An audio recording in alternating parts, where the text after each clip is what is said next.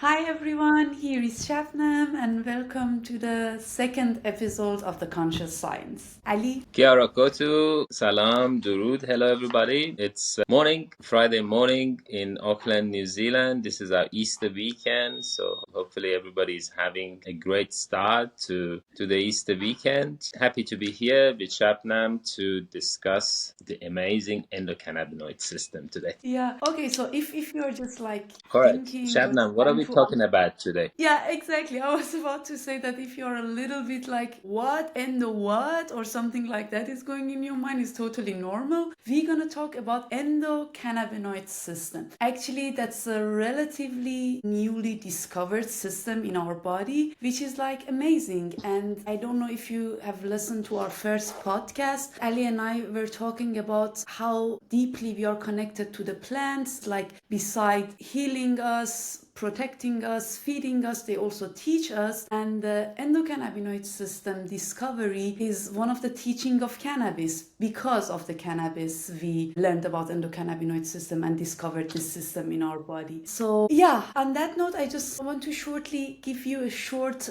history about the discovery of endocannabinoid system. This system has been discovered late and it turned out to be a major regulator for our body. So imagine that you have a very complex, let's say, factory with a lot of thermostats to regulate different processes. And then you have a let's say main thermostat to control all the other thermostats. That is our endocannabinoid system. And Ali, I don't know, so correct me if I'm wrong, but I believe that after the discovery of THC in 19 Rafael Mashulam was so interested to find out, where is this THC is binding in our body, why we get so high, and that was the beginning of the research into endocannabinoid system. Yeah. Exactly. He's such a huge figure. We refer to him as the father of cannabis or the father of the endocannabinoid system. He passed away last year, unfortunately, and he left a lot of unanswered questions. I'm sure other scientists will follow his path, and understanding of endocannabinoid system will improve even more than what we know today. But yeah, it was, I think, in 60s where he started working on cannabis. And one of the stories, I met him briefly when he visited New Zealand, and one of the stories that he always tells is how he got his first batch of cannabis to work with. He just basically went to his local police station, and at the time he was working in the university, and they gave him 5 kilos of illicit cannabis. And basically with that 5 kilos of plant material, he ended up discovering the endocannabinoid system. But yes, in 60s he started um, you know uh, uh, working on understanding the effect of cannabis on the body at the molecular level. That led him to the discovery of THC in 60s and then CBD. He's done a lot of work on synthetic cannabinoids. Now, some of those synthetic cannabinoids have fallen into wrong hands, especially during prohibition. We had a huge problem in New Zealand with synthetic cannabis, which was surprisingly legal when I first came to New Zealand about 16 or 17 years ago. And I was shocked to see that even in supermarkets, there was synthetic cannabis on the shelves. And then shortly after that, we started hearing the reports of young people, especially young people, being affected by the synthetic versions, a lot of morbidity reported, and then eventually a few years ago, they were completely banned in New Zealand. But that work also has resulted in the discovery of the endocannabinoid system. So I think when Rafael started to look at the effects of THC on the body, he then discovered our endocannabinoid molecules. Yes. And yeah, I think that would have been 19, I think. Okay.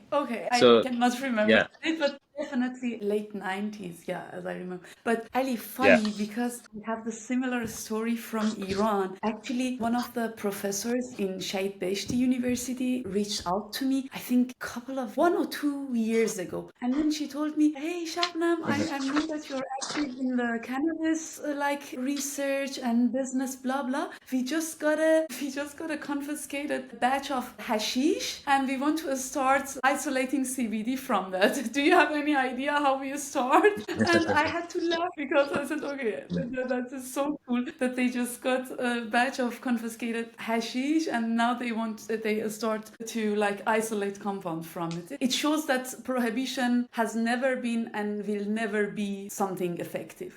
Yeah, So absolutely. Yeah, so I think around that time Raphael discovered the endocannabinoid system, and then it started with discovering those two molecules. right.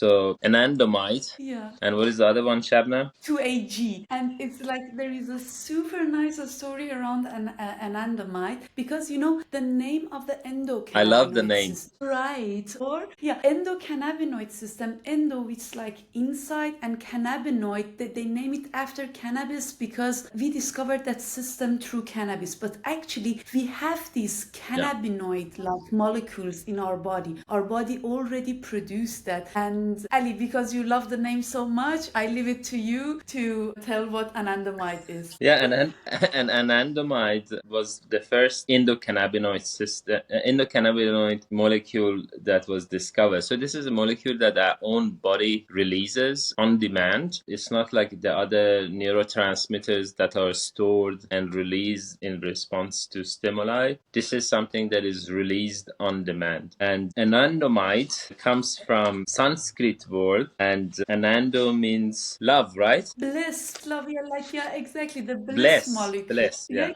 exactly. the bless molecule. Right. And now I have to Yeah, open one it's a parenthesis. beautiful.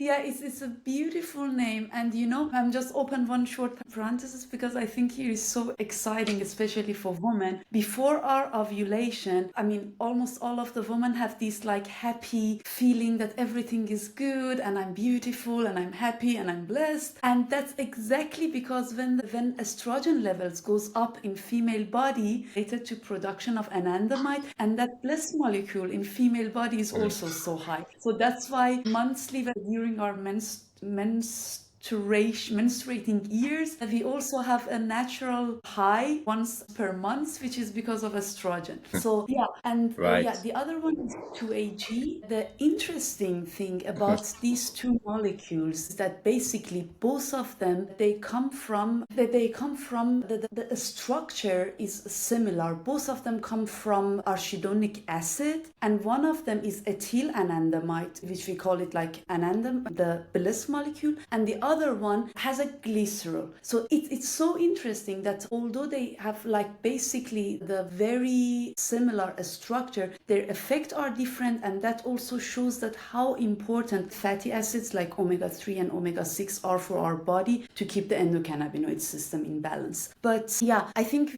my mind is like That's jumping that's from that this. that that's a really good point, Shabnam, because when we talk about hemp oil, Right. one of the properties of hemp oil is that its fatty acid profile, if you compare it to other vegetable oils, it has the most resemblance to our own, cell structure, the fatty acids or cholesterol in our cell Really? structure. So I even didn't know that. better than fish oil or olive oil, So, and perhaps that's one of the reasons why a lot of people come and tell me that, they find the simple hemp oil, has helped them with the arthritis or Exactly. other problems. So yeah, Yeah, it's that's interesting that it's super when you look at the interesting. synthesis of the endocannabinoids, it starts with those fatty acids. Right, and that's why, I mean, I think I cannot remember the study name, but it was exactly what you said, that if you take like a balanced omega-3 and omega-6 profile in your diet, if you consume that, in long term, it mimics the effect of CBD, and it's actually bring the whole endocannabinoid system in balance. So actually, endocannabinoid system, I mean, we are talking a lot at the moment about endocannabinoid system without really like highlighting its function.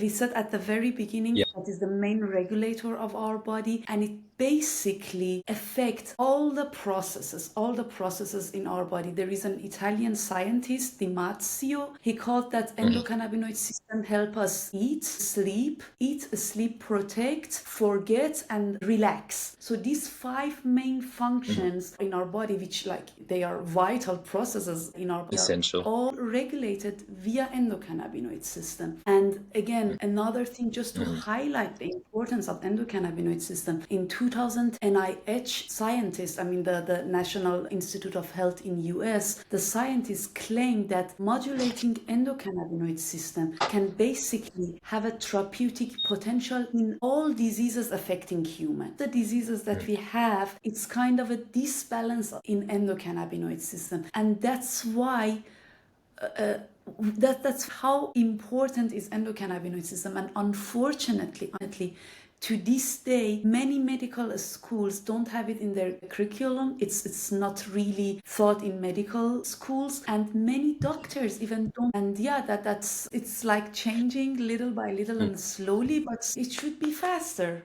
Now, Shabnam, to explain endocannabinoid system, to be able to imagine what it is, what is your understanding of its constituents? Like if you're talking about a cardiovascular system, we have a heart and blood vessels and the blood, and so we can visualize it. How do you visualize the endocannabinoid system? So when we talk about endocannabinoid system, I wish that we can add a picture of endocannabinoid system like in the video, that everyone see how complex this system and how omnipresent that is in our body. That would be amazing. But like I always say, imagine a mycelium network. Endocannabinoid system is like a mycelium in our body, running through every organ from brain to food, and it's like a huge regulator and messenger in the body. And the main component of this like mycelium, because is so intelligent, you don't have a brain. Basically, all the mycelium network is a brain. And endocannabinoid system is exactly like that. It's this huge network that is all connected together. And the 3 main part of endocannabinoid system is like their endocannabinoid receptors. Then we have endocannabinoids, which you named like anandamide and 2-AG are the most well. And also we have enzymes to degrade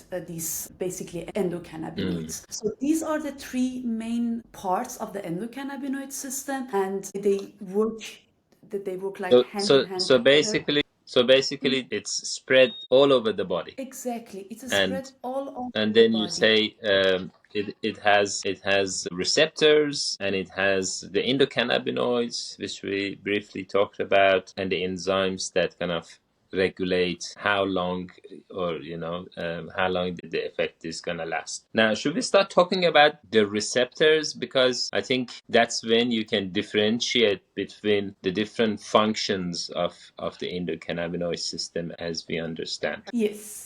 So one thing that we should know about the endocannabinoid system is is basically a very new discovered system in our body. The research is like advancing every day, and basically once in a while a new receptor will be added to the whole receptor family of endocannabinoid system, and so on and so forth. But the major 2 receptors that basically they are omnipresent and we know relatively good what are their functions is CB1 and CB2 receptor. So CB1 receptor is more in our brain, is like the more present in the brain and the nervous system, and CB2 is more present in the organs and the immune system. So that's why when we use cannabis, also to give a short hint why cannabis work is that, for example, THC can bond to CB1 receptor as anandamide can bind to CB1 receptor, but the affinity of THC to this receptor is more. That's why THC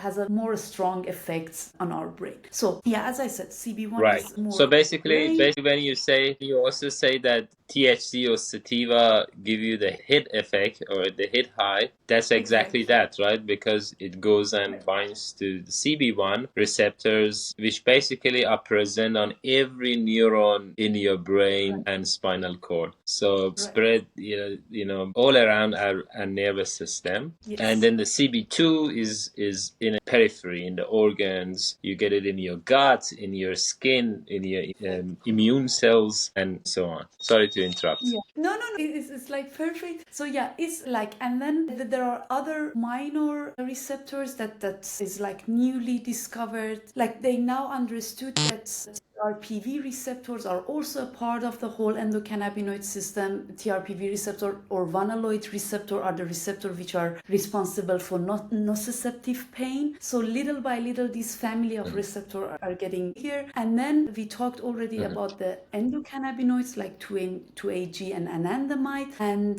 the third part would be the enzyme. And now I can give you a very funny story about the Scottish woman. Actually, there is a BBC article about her that I think now she is 70 something. She cannot feel any pain in her life. She's never got anxious or depressed. And that's because she has a mutation in her gene and she has a very low effective Fa enzyme, which is like one of the enzymes that degrade anandamide. So all the time her body is full of anandamide, and that's why she is always happy. She never get pain, and she didn't know that till she was 65. She did a surgery. She thought everyone else is like that. She did a surgery when she was 65, and all the doctors were shocked why she don't get any like painkillers after heavy surgery. And that was the moment that they understood, okay, something is different in her body, and that was exactly like the endocannabinoid system.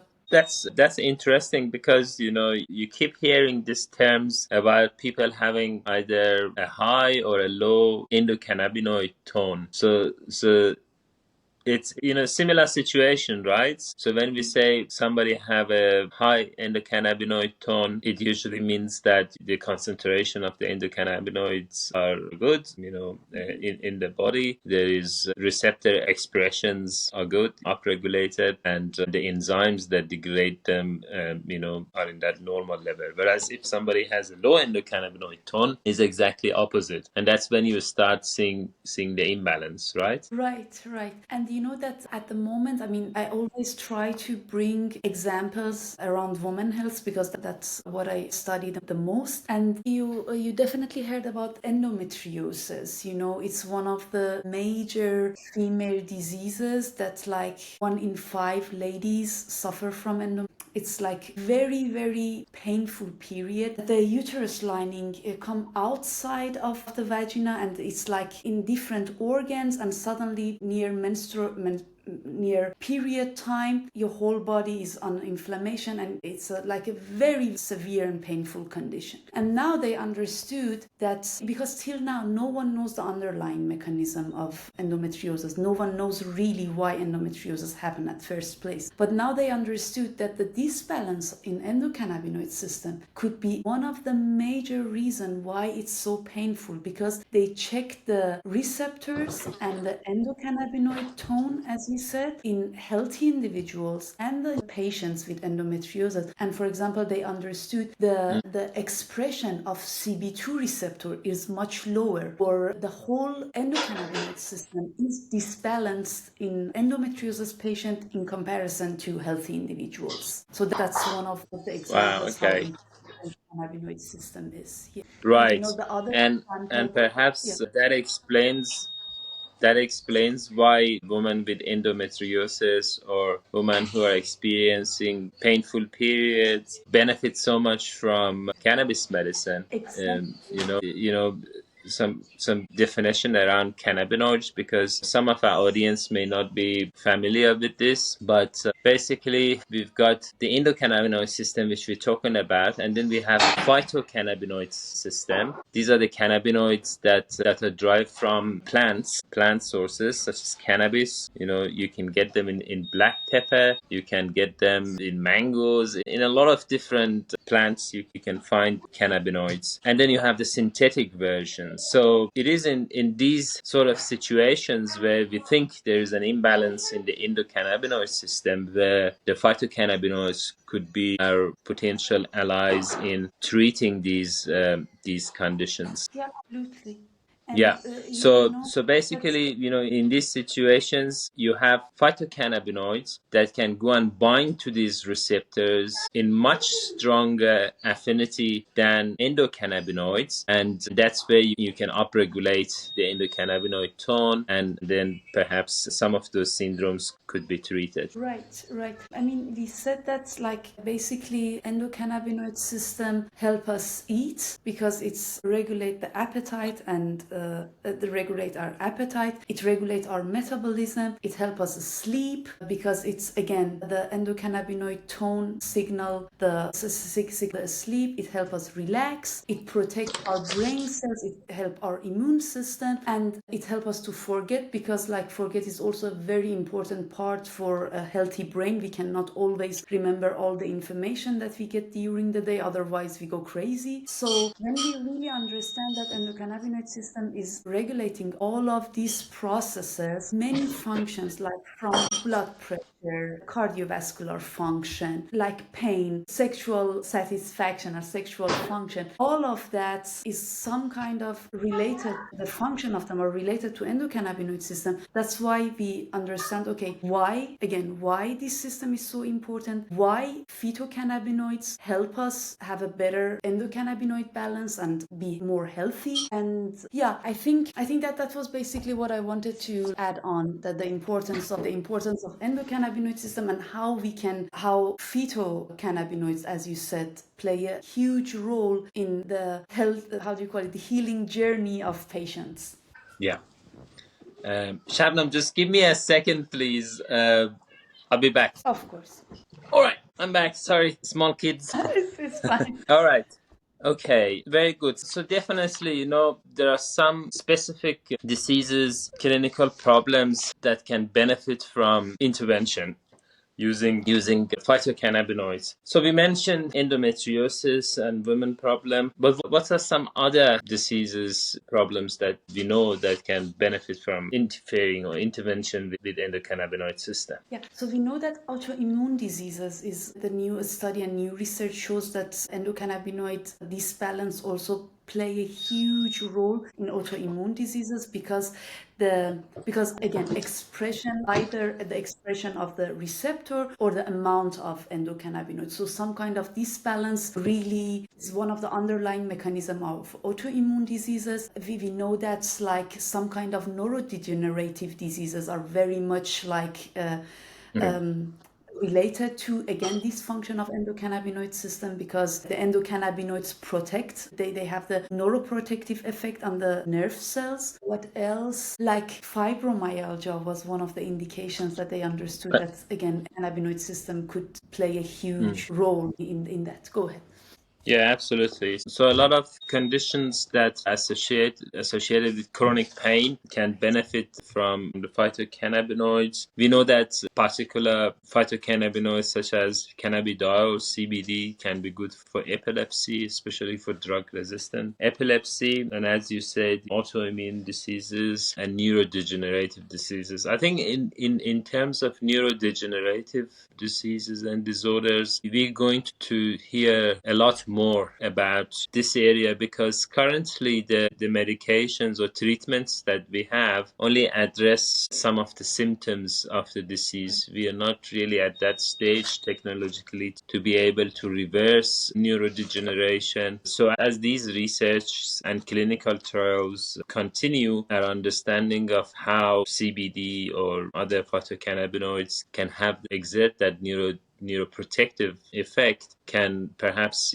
help us to discover more about potential treatments or preventions for diseases such as Parkinson's diseases and all these neurodegenerative diseases that are affecting the modern.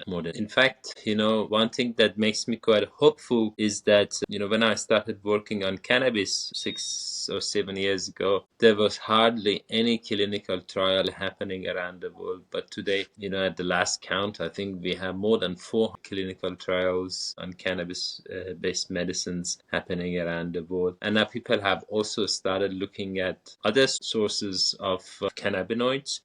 As we say, you can get them from various different sources. And what is interesting is the pharmacology of these plants. Like cannabis has been with us through the entire history, but then there are also other plants such as maca from Peru or other South American countries that we know has macamides, which are another class of phytocannabinoids. It is interesting that the research is also suggesting that they have very similar effect to the cannabinoids from cannabis plant in regulating body's hormones, in dealing with stress and inflammation, as well as their efficacy for pain. So yeah, I think I'm really looking forward to the next few years to see new discoveries around the biological effects of these amazing molecules. Absolutely. I mean, this cannabimimetic class of compounds is also a new area of research, and more scientists are discovering this class of compound. For example, the one that I really like is from kava, and that actually it also binds to CB1 receptors. It's not as strong as the effect of cannabis, but it's also one of the very mild, how do you call it,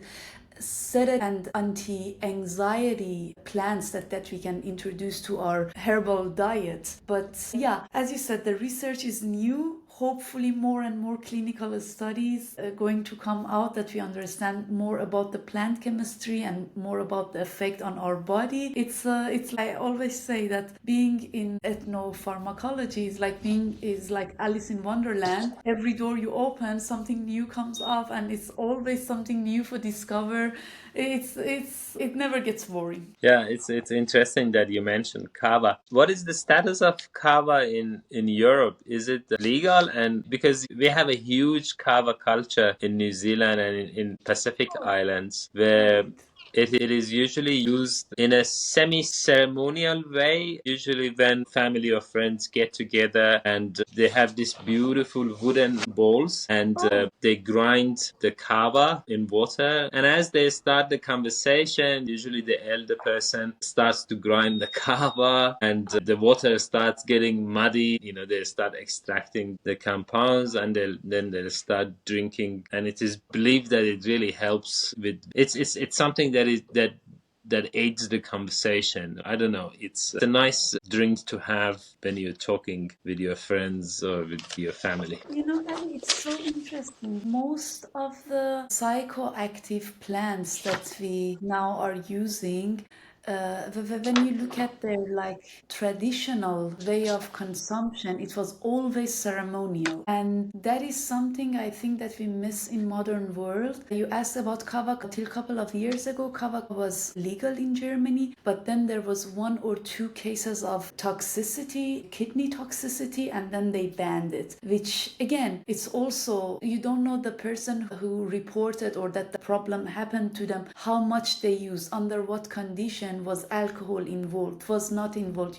I think it's not a nice way to ban and criminalize and imprison plants instead of thinking to change our way of use and our way of behaving toward this plant. So yeah, that's something sad. Exactly. And there was another point that I wanted to mention about cannabis. You brought up Parkinson. There are a lot of research going on about Parkinson, about epilepsy, but what makes my heart the most warm is that see the patient testimonial when they come and then they record their healing process, healing journey. I don't know if you watch that. There is a video of an old man with Parkinson. He is super shaky, but only after 15 minutes of taking CBD doses, and that's just CBD, it's not even THC, his shaking get better up to 90%. And I think we need more and more of these healing stories, patient stories, because because only these stories can change the culture and change the stigma and attitude towards cannabis and other psychoactive plants for that matter. I can show you a super nice study with 100 statistics and how do you call it, tables, but if one mom comes to you and tell you that oil helped my epileptic child and CBD brought back light to his eye, the effect of that one sentence importance is much bigger than like, I'm not saying they are not important, we should do that, or if we all want the science to like move forward and produce as much as possible clinical studies, but I think the combination of both is essential to change this paradigm, to basically get rid of this stigma. Yeah, absolutely. And it is through those patient stories and personal stories that are usually referred to as, anecdotal evidence that we are where we are today. Cannabis could have still been illegal in most parts of the world. It is still illegal in most parts of the world, so the fight continues. But it's been through these personal stories, um, in some cases miraculous, as you said. I've also seen children who've been having hundreds of seizures a day, tried every kind of therapy. To the last resort, the parents decided to use cannabis medicines, and amazing to see that, with the first drop of medication, you immediately start seeing results. That being said, I think we have been extra super careful about the harm that cannabis may cause, Right. as opposed to looking at its benefits. And just because it's a different type of medicine. First of all, you have the stigma, you have 60 years of negative Prohibition. publicity on it. Yeah, and then it's a medicine. I mean, we briefly discussed the endocannabinoid system today, but it's a system that is hard to kind of define because it's everywhere. It covers, as you said, like a mycelium, our entire body. Almost every cell, every organ in our body, has endocannabinoid receptors. And so it's quite complicated, perhaps difficult to understand with the technology that we have access to today. But and then there are, not only the system is complex, but there are a lot of different molecules that can interact with the system. We are learning that terpenes, for example, can also interact with the endocannabinoid receptors. Some of the flavonoids can also interact with it. And then you've got, the phytocannabinoids. And so it is understandable that it's a complicated system. The dosing, for example, is not like our modern medicines where you've got one single molecule and you give a certain dose based on patient's body weight, and you can measure exact response after a given time period. With cannabis, it doesn't work like that with cannabis medicine and with endocannabinoid system. It's very much person to person, so our lifestyle, mind state, stress levels, all of that is feeding information into this system. So when it comes to the endocannabinoid tone, or when it comes to cannabis therapy, it's very much a personalized journey. It's basically, not you can't find two patients that have exact similar dose and strain of the medication. So that's where we are going wrong in many jurisdictions, putting cannabis in the same category to other synthetic drugs. That has meant that through GMP production, for example, and quality restrictions, we have had to eliminate a lot of compounds from cannabis medicine. We know that we have over phytocannabinoids in cannabis that could be helpful. We are now mostly talking about THC and CBD. I think we'll leave this for the next episode, but I just want to highlight that it's a challenge and it's a complex journey. And so the more open-minded we are as individuals and as scientists, as doctors, as patients, and hopefully as governing bodies, the more we'll be able to discover and benefit from being able to manipulate this endocannabinoid system to our benefit. Yeah, and I love that you brought that point up, like the difference between something that nature gifted us with, like cannabis, and like synthetic compounds. Because endocannabinoid system regulates appetite, there was a drug that suppressed endocannabinoid system, suppressed, I think, CB1 receptor to like address obesity. And that was, I think, a blocker of CB1 receptor. I cannot remember the name of the drug, Remborant. You have to search it and add it to the notes later. And that was perfect. That was perfectly working to regulate the appetite and suppress the appetite. But you know how much Yes. of the people get like committed suicide because this endocannabinoid system is so sensitive. It play a major role in almost everything. You cannot suddenly introduce something synthetic to the system because the safety measures are beyond our comprehension. But you never heard that the person consumed so much cannabis and died because of consuming so much. Between the nature intelligence and our intelligence when it's come to like synthesize compounds that gonna block or gonna activate one receptor in our body because we don't know the chain effect after that. That was an excellent example. It's just like synthetic is usually unidimensional, and natural compounds are multidimensional, and that's a great example with the CB1 receptors.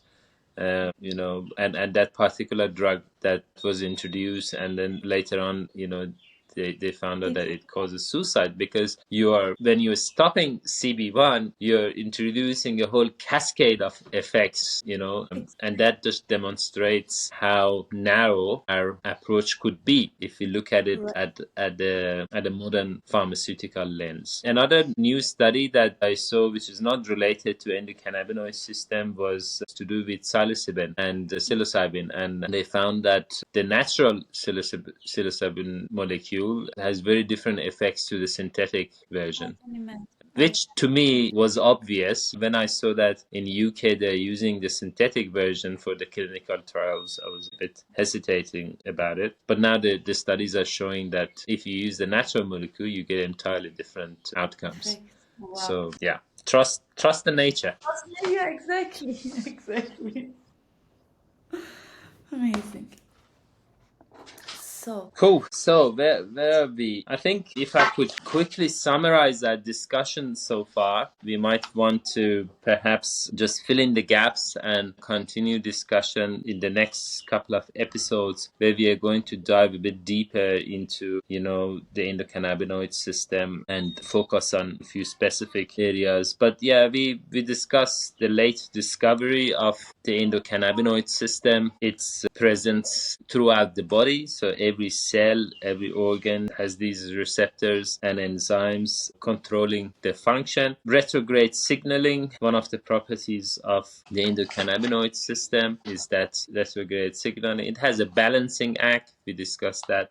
Pain, memory, immunity, a lot of different physiological functions are controlled with the endocannabinoid system. Cannabinoids are synthesized on demand, so when body needs, they are synthesized. And there are individual differences to the endocannabinoid tone, so every person has a different endocannabinoid tone, and that is usually a reflection of the physiological and health state. And beyond endocannabinoids, there are other compounds that interact with the receptors, CB1 and CB2 receptors. This could be phytocannabinoid from cannabis, could be synthetic cannabinoids, terpenes, flavonoids. There are many compounds that can interact with the endocannabinoid system. Yeah, so we also spoke about the endocannabinoid tone and how we can regulate it. I think in the next few episodes, we're going to talk more about therapeutic effects of regulating the endocannabinoid system. I've lost Shabnam momentarily. Are you here yet, Shabnam? Okay, so I think what we'll do, Shabnam, we should perhaps close the session, and then I'm sure I can use a cutting from this recording and somehow connect it to the other one, hopefully. Yeah. Okay. So. Okay. Because I don't know what happened. Suddenly we're gone. I couldn't see you. I couldn't hear you. Yeah, the same thing. Yeah, but I continued. Once I lost the connection with you, I just gave a brief summary of what we discussed today, and I think we are at about the time where I think we can wrap up the discussion for today and perhaps come back, and then perhaps next time we're gonna dive deeper into some specific areas with regards to the endocannabinoid system, right? Do you want to talk about that, Shabnam, and tell our audience what we're gonna discuss in the next couple of episodes, and if you have any closing remarks? So yeah, we decided that we're gonna go a little bit deeper into endocannabinoid system for the upcoming 2 or 3 episodes. We see how it's gonna fall out. And the reason that we decided to do that is when we talk deeply enough about endocannabinoid system, find out its role in different processes in the body and diseases, then we can understand better why cannabis and other phytocannabinoids, for that matter, are helpful for a therapeutic option. And I think the last remark would be, I hope that you enjoy the conversation. Please, if there anything is missing or if you want a particular subject to be discussed about, let us know. We are recording this like super organically. It's like friendly talk with Ali, and I hope that little by little we can improve the content, we can improve the discussions, and soon enough we're gonna have some guests on board. Thank you, Shabnam. And yes, thanks everyone for listening, and we'll see you next time. Have a great Easter. You too, Ali. Bye.